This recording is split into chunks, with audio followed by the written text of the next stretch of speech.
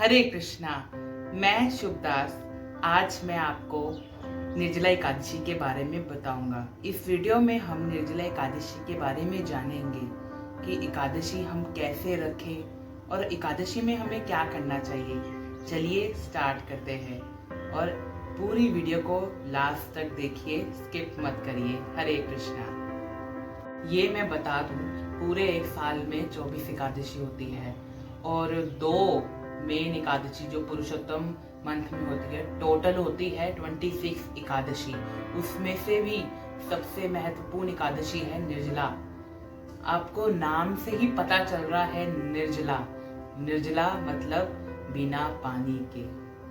Yes, इस व्रत में हमें पानी भी नहीं लेना, अन्न भी नहीं लेना। तो इसके बारे में जानते हैं। और इस एकादशी को रखने से, व्रत रखने से आपको सारी एकादशी का फल मिलेगा। मतलब यदि आप निर्जला एकादशी रखते हैं तो जितनी भी पूरे एक साल में एकादशी आती है उसका आपको फल मिलेगा। एकादशी में जल्दी उठकर स्नान करें और ब्रह्म मुहूर्त में उठकर ज्यादा से ज्यादा भगवान का नाम जपिए। यदि आपके घर युगल सरकार है या लड्डू गोपाल है, उनका पंचामृत से अभिषेक करिए और अपना द्वादशी में व्रत खोले। द्वादशी में सूर्य उदय होने से पहले उठे और अपना व्रत खोले। पारण करने का टाइम अलग अलग होता है, जैसे यमुनानगर में अलग है। आप जहाँ भी रहते हैं वहाँ अपने पंडित जी से पूछ सकते हैं, जहाँ मंदिर है वहाँ के पंडित जी से पूछ सकते हैं कि वहाँ एकादशी के अगले दिन द्वादशी का पारण टाइम क्या है। पारण मतलब व्रत खोलने का टाइम क्या है। और इस एकादशी में हमें घड़ा, मिट्टी का घड़ा दान करना चाहिए। आप कुछ भी दान कर सकते हैं। वैसे तो निर्जला एकादशी, पांडव निर्जला एकादशी में मिट्टी का घड़ा दान करते हैं। तो मैं बताऊंगा इस व्रत को हम किस किस प्रकार से कर सकते हैं।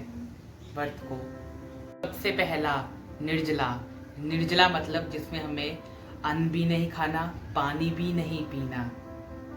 दूसरा सजला, यानी बस आप पानी पियोगे, अन्न नहीं खाओगे।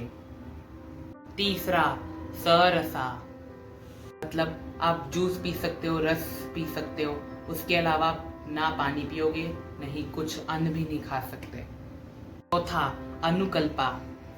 ये व्रत को मैक्सिमम लोग करते हैं, जैसे कट्टू के आटे के पकौड़े खा लिए, आलू के चिप्स खा लिए। ये सब व्रत आप अपने शरीर के अकॉर्डिंग रखो। बीमार है, आपको पता है कि मैं बीमार हूँ, मैं पानी के बिना नहीं रह सकता, तो आप अन्य प्रकार के व्रत कर सकते हैं, जैसे अनुकल्पा व्रत। अब मैं आपको इस व्रत के हिस्ट्री के बारे में बताऊंगा, मतलब कथा के बारे में। भीम सिंह, जो 10 हाथी जितने उनके पास पावर है, उनके पास 10 हाथियों जितना बल था, तो भीम से भूख बर्दाश्त नहीं होती थी और वो व्यास देव जी के पास गए और भीम जी ने व्यास जी से बोला, व्यास जी ये एकादशी का व्रत मैं नहीं कर सकता, जो भूख है वो बर्दाश्त नहीं होती, मैं क्या करूं। मुझे जो भूख लगती है वो आउट ऑफ कंट्रोल है, मेरी मदद कीजिए। व्यास देव जी खुद बोलते हैं कि खुद भगवान कृष्ण ने मुझे इस एकादशी के बारे में बताया था। कौन सी एकादशी के बारे में? निर्जला एकादशी के बारे में भगवान ने व्यास देव जी को खुद बताया था। इस एकादशी में आपको पानी भी नहीं पीना, सोना भी नहीं और खाना भी नहीं, सोचना भी नहीं है सोने का। अपने अपने मन को केवल भगवान के नाम में, गुण कथा में लगाना है। भीम ने व्यास जी को बोला कि व्यास देव जी, मैं सारी एकादशी का व्रत नहीं कर सकता, मैं इस एकादशी का व्रत रखूंगा अवश्य, ताकि मुझे सारी एकादशी का फल मिल जाए।